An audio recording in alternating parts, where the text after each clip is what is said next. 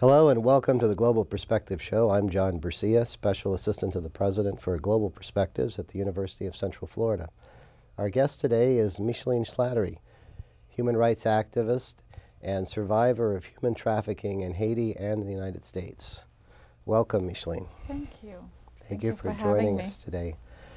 This is an issue that is going to be probably a surprise for many of our viewers today because they're not familiar or as familiar with the human trafficking problem as you are. But tell us a little bit about human trafficking as you've experienced it in Haiti and why this happens today. Well, in Haiti, it is a situation that Haitians call Ristaveg. And unfortunately to them, it is the norm. It is a part of their culture, having a little maid, having a little Ristaveg. The unfortunate thing is that to see it happening here in America, and it is, people are not being enslaved by the American, but they're being enslaved by their own people. Meaning, they actually bringing their own culture here to America. And so by doing so, they will bring a little child or even an adult here to America. They will sell them for, it depends on the deal that they make with whoever is selling them to them. Let's say that a family is here, they have children, they want to work 2 jobs, but they can't work 2 jobs because they have kids and they cannot afford a nanny. So what they'll do, they will go to Haiti and ask someone to sell them, to find a child and sell it to them and have the child come here and basically enslave them in the home just to take care of the household chore and the kids. Now, when you say taking care of the home and taking care of the kids, that probably doesn't sound bad to our viewers, but what you're talking about is something that is much more than just somebody who watches the kids and cleans the house. There's a level of treatment that comes with this that is not typical. Yes, agreed. These are the people that stays home, that do the household chores. Basically, they don't have a life of their own. Their life revolves around that particular family. They don't have time to make friends, nor do they allowed to make friends. Their life is basically, it's doing what they are told to do.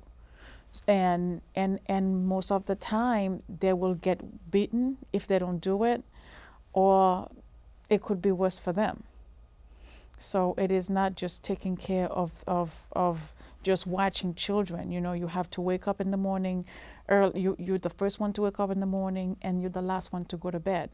And yet it's never enough to your master or your captor, unfortunately. You had the experience of being in this situation in Haiti and then again here in the United States in Connecticut.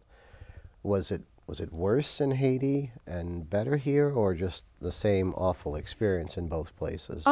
It was different experiences but similar.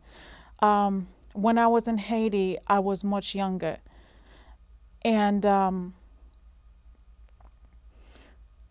I think I would say it was rather harder in Haiti because I was younger. And here was hard as well, but I think because I was older and not knowing what to expect, especially when I found out what my fate would be. And I basically do the norm, what any Ristaveg would do. Say to themselves, okay, this is life, this is my life, this is what I was born to be, so I'm just gonna go ahead and do it. And it was very, very, very difficult.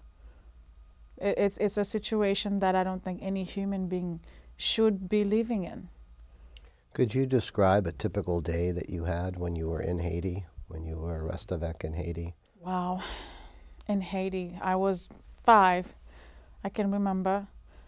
My typical day would be waking up in the morning as soon as you hear the what do they call them? Russo? Not the Russo.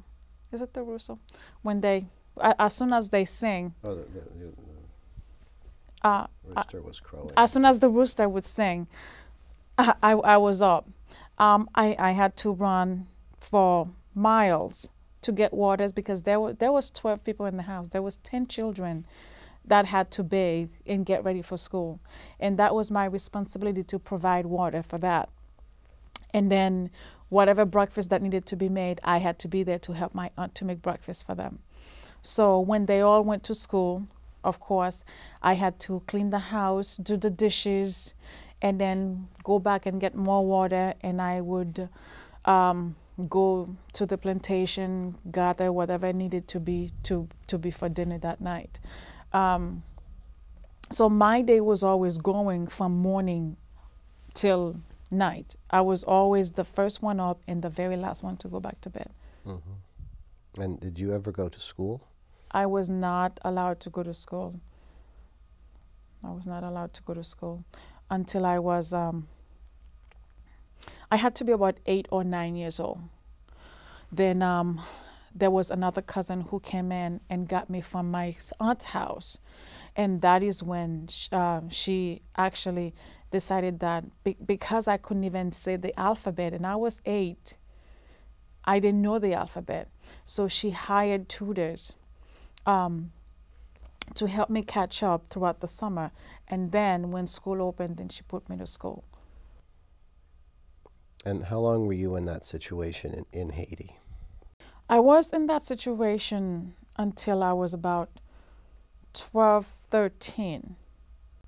And then that's when my cousin came to me and asked me how would I like to go to America, because my siblings was already here in Florida. I was going to be reunited with them, so I was told. I was excited, and it was only when I got here and I realized that it was not what she said it would be. Mm-hmm. So when did you first realize you were going from enslavement in Haiti to enslavement here? One afternoon when my cousin came back from Haiti to find me in her house with my sister, and she was outrageous. I guess her sister was my cousin, called them and kept on asking her, well, where is she? I paid money for her, and why isn't she here? I heard that she's in Florida having fun. So I guess my cousin decided that, okay, so she's going to come in and ship me out. She came in the morning. By the afternoon, I was already in a plane to Connecticut. And that's when I actually realized that that I was sold. She actually owned me when she met me at the airport, and I was crying because I really didn't know that there was money exchanging hand. I was crying because I didn't know that person. For the first time I'm meeting someone. And then she told me that to shut up. What's my problem? You know, she just paid all this money and then this is what she got. So that's when I realized exactly what had happened. And so your situation is not unique. This is something that happens to how many children in Haiti and in the United States every year? Gosh, it is not unique at all. Tons and tons of children, not only in Haiti, but it's happening all over the world. But it is in Haiti. It's the worst because due to the poverty level, it's just gotten worse than to get better. It's a sickening thing that is happening. And as you said, it's part of the culture. And has been for a very long time, so much so that it has a name. And the name sounds very innocent. Exactly. They call it Restavec. Restavec meaning to live with. It's for parents who are poor or children who are orphan. In Haiti, we don't have a system where we have a guardian or the next to kin, or if something happened. Um, in Haiti, the norm is that if your parents is dead, the normal thing to do is to go live with your aunt or uncle. I mean, they really supposed to take care of you as motherly or fatherly figure. But instead of that, they use that against you. They don't treat you like family. They treat you like an outsider, or even worse than that, they treat you like an animal. But they think it's okay. They actually make it okay. They're the one who come up with the name Restavec for them. They look at it that way. Okay, this is a child that I have. She can do all the work in the house, where if I had a servant, I would have to pay the servant. So they figure that if they're feeding you, they give you a little bit of food, and perhaps if they give you one clothes per year, one dress per year, that's more than enough, and they feel that they are doing their part. It's probably surprising to our viewers that you're talking about, in many cases, actual relatives. Yes, close relatives. Close relatives who unfortunately are taking you in, but not treating you as a member of the family. Not at all. And you ended up with them because you were also orphaned. Yes. At the age of 5. Yes. And so you had no choice but to go and live with a relative. Exactly. Yes. And did the abuse start right off the bat? As soon as you were in this Restavec situation, was the abuse something that started right away, or did it come later? Actually, it started right away. As soon as I moved in with them, they told me my role. They gave me my chores. My bedroom was the floor. I had one sheet, and that was it. I was not allowed to eat at the dinner table with everyone else. When everyone else was in the room, I was not allowed to be there. I was either outside with the animals or somewhere in a corner or doing something. So if I disobey any of that, not only that my aunt or my uncle would whip me, but also my cousins, even those who were my age, they had the authority to hit me and whip me, and I could not defend myself. Did that continue here in the States? It continues here, unfortunately. The little ones in the morning, especially in the morning when I tried to wake them up, they would yell, spit at me, scream, slap me, kick. I couldn't defend myself, because if I did something to them, then it would have been the worst for me. When did it come to you that you might have a chance to get away from this? When did you when did you begin thinking about escaping? Sometime towards the end of high school, or after I graduated high school, I had a job. I worked at a fast food restaurant, and I used to talk about my boss, asking him question, at what age do you become an adult in America? And then and he told me, he said, well, once you're 18, you're an adult. You are growing up. And I was like, what do you mean? You don't need a mother and father to sign for you. You don't need aunts and uncles. He was like, no, you don't need anybody to sign for you. You're 18. You're 18. You can leave the house. You can rent your own place. You can do whatever you want. So I look at it that way. I was working. I was paying rent, and I was still taking care of her 4 children, and still doing everything that she should have done. So one afternoon, I came home at the usual time, but I came home from work at the usual time. But according to her, it was too late. I came home late because for the first time she had to cook dinner for her kids, bathe them and help them. She went crazy, did the exact same thing that she usually did to me, grabbed me by my ears, twisted, and just pulled me and started screaming at me. And at that moment, I looked at her and I said, this is it, I'm done. I yelled at her and I pushed her away, and that was it. And was she shocked that you stood up to her? She was shocked, but I was more shocked to see that to see how she reacted. Because I really thought, I was scared. I really thought that she would probably retaliate or trying to kill me or something. Instead, you know, she became like this little cat who just got scared and started screaming and saying, "Oh, you're coming to hit me in my house. I'm going to call the police." And then I looked at her and I said, how pitiful. You know, I stayed there all these years, and yet she is just, she was really as scared as they come. So what were the first steps you took to begin building a new life for yourself? Eventually it was getting dark, so I decided that to knock at a neighbor's door, and I explained to her what had happened, and she had a studio, so she rent me a room for $80 a week. At the time I was still working at the fast food restaurant, and then I decided that I was gonna go to school. So I went to Catherine Gibbs, but then that didn't really work out. So I decided I was gonna move to Mass, and that's when I moved to Mass. I lived with my brother for a while. I went to school, and did you pursue any particular field when you were in school? nursing. Nursing. Yes. And is that what you practice today? Yes.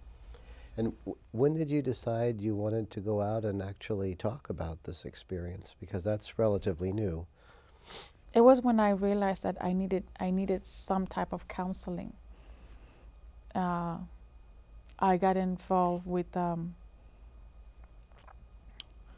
this group called Jewish and Children Family Services. It was actually my lawyer who helped me get involved with them. It's called Jewish and Children Family Services, and the service was for free. I didn't have to pay for anything. They helped me tremendously. It was for the first time that someone actually sat and listened to me and did not make me feel like I deserved everything that happened. Because I used to believe that I deserve everything that happened, because that's what I was told all my years. And one afternoon, the doctor that was treating me, she said to me, "Well, you know, I think if we were to have you speaking in a group, you know, I think it would help, because maybe you could hear other people's stories, other women, even if it's not the same thing that happened to you, but their story could probably help you, and you could probably help them in a way." And then I agreed. So the next day she called me. She said, "Well, how about a radio interview?" I was kind of reluctant, but it was with NPR, and I did the interviews. And since then, I got so many wonderful response and many requests to speak. And actually, I think my first public speaking was at the International Women's Day. So since then, especially when I see the reaction that I get, the feedback from people who was not aware of such thing happening, and that's when I realized that, wow, if no one really knew about that, even the state where I grew up, they had no idea until I actually came out, and I realized that then I should continue speaking about it, because that will make a difference. Well, the education is important, because as you've noted, even in Haitian communities in the United States, there are people who don't know or don't talk about this. Unfortunately, it's really, really sad to see that they actually are Haitian who is not aware of this Taveg. It is those who are born here in America, and if their parents doesn't talk to them about it, or if their parents didn't have a Taveg who live with them, they really don't know anything about it, unfortunately. So what do you think is the best way to improve people's awareness? Obviously, you're going out and speaking, but you're just one person. How can we ensure that even more people become aware of this problem? I think word of mouth is very, very powerful. Definitely with what you're doing here, this is like the greatest thing. Because if one speak, that someone will listen, someone will hear, and by doing so, eventually the word of mouth will go around, and it'll make a difference because someone will hear it. In my time, when I was with my cousin, I did not know anything. I didn't know it was wrong to have a list avec. I didn't, and my belief in my heart, I knew it was wrong to live like that. But because it was the norm for us, it was okay. But it is because that I never had or I never heard anyone speaking about it, saying to me, do you know that it's wrong for people to have list avec, for people to treat you that way, and do you know that there is help out there? The unfortunate thing is that is a matter of fear, and most people who stays in that situation are afraid. They capture hinder them with fear, and with that, if we let them know that there is help, if they, even if they threat that they're gonna call immigration, instead they're the one that's gonna be in trouble, not you. That the immigration law holds a special provision for human who's been trafficked against their own will from their country. And I just think that will make a difference. As you look to the future, are you hopeful that this situation will change in Haiti? And then on a worldwide basis, do you think that the slavery issue will one day be resolved? I hope and pray that the United Nations would step in worldwide. I think with their help, if they really want it to stop, that they can make it stop. In Haiti, I believe that it is within the Haitian. This is a behavior that Haitians have to realize that they have in Haiti that has to change. They really have to put themselves in a human form, because sometimes I don't believe that some of them are even human, in order for it to stop. Yes, speaking about it, raising awareness. Now that they know that it is happening, now there are more research that is being done in Haiti, and the Haitians are aware of it, that it is being done.